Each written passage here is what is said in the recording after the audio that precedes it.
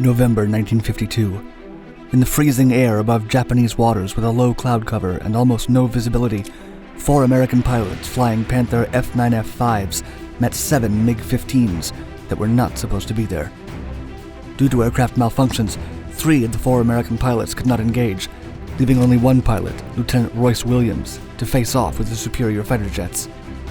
It's rumored that they were all mysteriously marked with a Soviet red star in what would come to be one of the best-kept secrets of the Korean War. The Korean War. War in the Koreas broke out on June 25, 1950, when the North Korean People's Air Force invaded South Korea. The attack began on the Ongjing Peninsula, which Sturmovik attack planes and Yak-9 fighters supplied by the Soviet Union but kept under the North Korean flag. While the United States had no original interest in the peninsula, the outbreak of war raised the specter of creeping communism, of Japan being compromised, and of opening the door to a third world war. President Truman's administration worried that official intervention might then prompt the Soviet Union to openly interfere, which could in turn escalate into a conflict on European soil, adding more players to the war. On June 27, 1950, the United Nations Security Council recommended member states to assist the Republic of Korea through Resolution 83, a move mostly intended to legitimize American intervention without having the U.S. unilaterally be a party in the war. President Truman's cabinet decided that the best course of action was to provide air and naval support only, and on July 3rd, the Navy and Air Force started sending carriers and aircraft. Over the course of the war, the U.S. would fly 87,000 Panther plane sorties over Korea to attack bridges and military centers. Starting in November, the USSR deployed MiG-15s supposedly belonging to North Korean and Chinese units from Chinese bases to meet the American raids. The Panther versus the MiG-15. By all accounts, the Panther was no match for the MiG, which was faster and more maneuverable. The MiG-15 could outperform the Panther F9F-5 in terms of altitude, speed, and firepower. It could reach 70 miles per hour more than the Panther with a better thrust-to-weight ratio. The MiG counted on 2 23mm autocannons and 1 extremely powerful 37mm cannon. That being said, the Panther did possess armament that could arguably rival the MiG-15 and could even be considered superior. It was fitted with 4 20mm M3 Hispano cannons that could fire 16 pounds of explosive shells per second for a consecutive 13 seconds before reloading. It did not, however, have any equivalent to the 37mm cannon. The battle between the Soviet MiG-15s and the US Panthers was kept entirely off the books in order to avoid any further military escalation between the two powers. In theory, the superior airmanship of the US pilots could have negated the MiG's technical advantages when coming up against freshly trained Chinese and Korean pilots, yet they had not counted on the Soviet Union secretly manning the fighter jets with their own pilots. The secret battle. The cloud cover was at 500 feet, considerably low, and visibility was only about 2 miles with a blizzard raging on November 18, 1952. From the deck of the USS Oriskany carrier of Task Force 77, Lieutenant Claire Elwood took off, followed by his wingman, Lieutenant John Middleton. Behind them came Section Leader Lieutenant Royce Williams and his own wingman, Lieutenant David Rowland. They all piloted Panther F9F-5s. They struggled to even see each other, as they were informed over radio that 83 miles to the north there were enemy aircraft, heading directly towards Task Force 77. They would have to intercept them. At 12,000 feet, they reached a clear sky, putting them in a more ideal position. Earlier that day, they had launched a strike on North Korea near the Chinese border.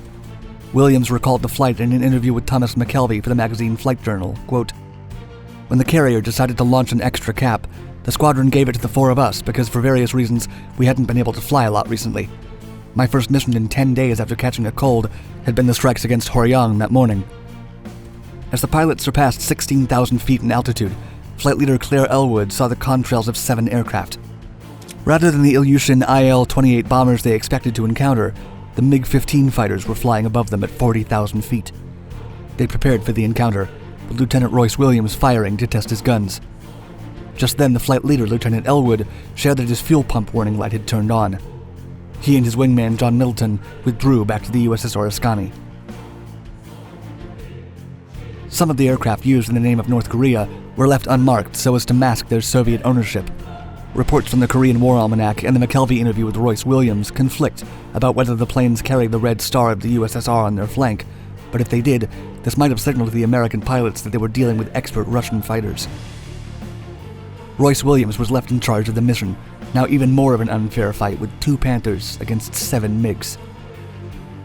Lieutenant Williams shared what happened then with Flight Journal, quote, "We were just going through 26,000 feet when the Russians split up and dove out of the contrail layer. The first ones came at us from the side in a 4-plane formation, shooting. I pulled into a hard climbing left turn and came around on the number 4 MiG. I fired a burst and he went down smoking. My wingman then followed him down, leaving me alone." David Rowland's guns had jammed. He had no way to support his partner in the fight, so instead he decided to record the fall of the first MiG-15 with his gun camera. Royce Williams was left by himself to combat the MiGs. 3 MiGs climbed into position to fire at the lone Panther pilot. Swiftly, as the 3 planes rained on him, Williams was able to take down the section leader fighter and his wingman as both aircraft burst into flames at a high closure rate. The 4 remaining planes engaged him in a dogfight. He managed to heavily damage a 4th MiG. As they struggled with each other in the air, one of the MiGs went past him closely, and he was able to shoot a long burst at it. Williams would later claim that this plane, quote, "went down in fire," but it was not destroyed by then. The battle had lasted about 20 to 25 minutes. He had victoriously taken down 3 MiG-15s by himself, and possibly a 4th one, while in one of the most disadvantaged positions possible.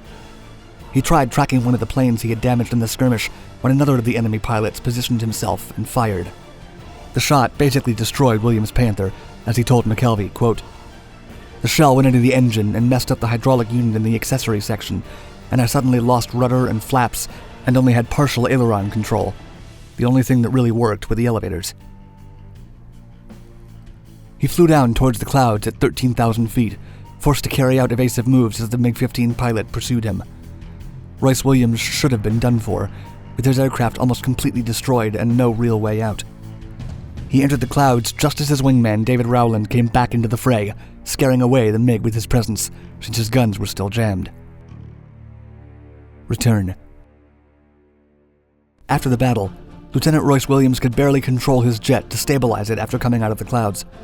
He was flying at 400 feet above the ocean, too low for ejection from a Panther, which requires an altitude of at least 1,200 feet. He couldn't even slow down, as going below 170 knots would make the plane completely uncontrollable. Adding to the trouble, some of the destroyers that escorted Task Force 77 did not recognize the Panther and opened fire. Royce Williams would later recall surviving that particular attack of friendly fire, quote, "Fortunately, I was low enough that they didn't have a chance to really aim, so nobody hit me." As he approached the carrier, an NSA espionage unit on USS Helena was taking notes on intercepted Soviet radio communications, learning that not only were the MiG-15s Soviet planes, they were likely piloted by Soviets who were caught speaking Russian. 3 of the MiG-15s had fallen in battle, and a damaged 4th had crash-landed in its home country. Royce Williams was still flying at 170 miles per hour, but would not crash into the icy Japanese waters to then be rescued, as the risk was too high. Landing the plane was possibly a riskier choice, but it was the only one he could foresee. The USS Oriskany was angled in the direction of the wind to help Lieutenant Williams maneuver as smoothly as possible. He successfully caught the tailhook of his Panther on the 3rd steel wire of the carrier. The aircraft had over 260 shell holes as a result of the confrontation, aside from the charred and missing parts. The Panther F9F-5 was stripped of all its valuable parts and the scraps thrown in the sea. Not only had he shot down more enemy planes than any other naval pilot, but he had landed back on the USS Oriskany to tell the tale, or rather, to keep quiet about it. Recognition. To avoid escalation and conflict with the Soviet Union, Williams couldn't be fully credited with his accomplishment. Not only was it crucial that the United States and the Soviet Union were kept from being at war with each other, but it could not be made public that an NSA unit had spied on the Soviets and gathered the fact that the pilots of the MiGs were Soviet. Yet Williams' accomplishment in battle could not go fully unrecognized. He was credited with 1 kill and a probable damage, while Lieutenant Junior Grade Middleton was credited with 1 kill, and David Rowland, who had chased the falling MiG but not fired a single shot, was credited with a probable kill.